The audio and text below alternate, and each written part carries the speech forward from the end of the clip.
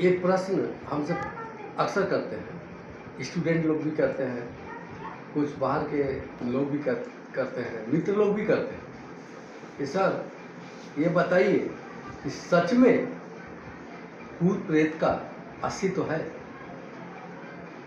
तो ये ऐसा प्रश्न है जिसका उत्तर 100% गारंटी के साथ कोई ये नहीं बोल सकता कि इसका अस्तित्व नहीं होता, या फिर ये भी नहीं बोल सकता कि होता है। अब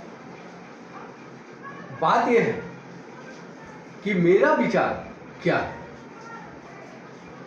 तो मैं मानता हूं कि ये मानव शरीर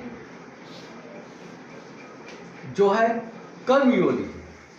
मनुष्य को छोड़कर जितने भी जीव हैं धरती पर, वो सब भोग योनि में आते हैं, भोगने के लिए पैदा होते हैं।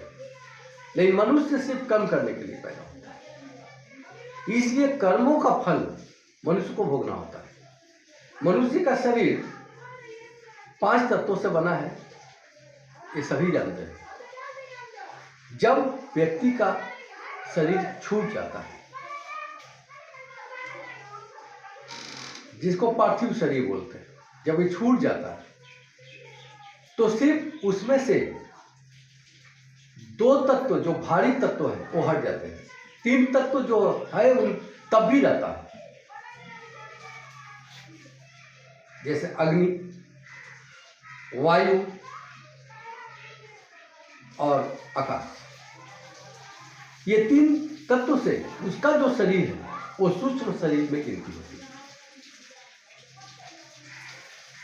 और भारी तत्व मिट्टी और जल ये शरीर से खत्म हो जाता है। अंतर क्या है कि अब उसका शरीर नहीं है, लेकिन उसके साथ तृष्णा तो है।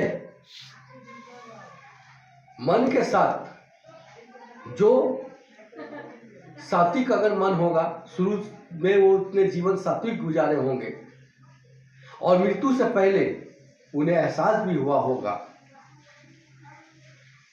कि मैं शरीर छोड़ रहा हूं। तो ऐसे व्यक्ति कभी किसी को नजर नहीं आते, क्योंकि वो भटकते नहीं। लेकिन जिनकी इच्छाएं अधूरी है, या जिनके कर्म अच्छे नहीं हैं, या जिनकी अपनी आवश्यकता को पूर्ति के लिए हद तक बहुत कुछ गलत किया, वो बेचैनी में तड़पते रहे। और दूसरी नंबर बात कि जिसने जीवन से तंग आकर के कितने लोग सुसाइड कर लेते हैं, आत्महत्या कर। ऐसे लोगों को हजारों वर्षों तक शरीर नहीं मिलता।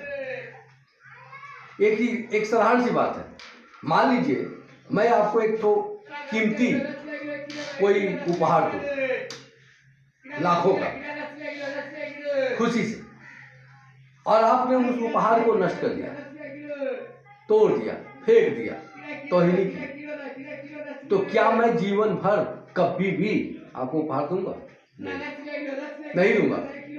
ईश्वर ने ये मानव शरीर दिया है एक उपहार के तौर पे, लेकिन बेवकूफ लोग, महामूर्ख लोग थोड़ा सा जीवन का कठिनाइयों से घबरा के जिंदगी को खत्म कर देते।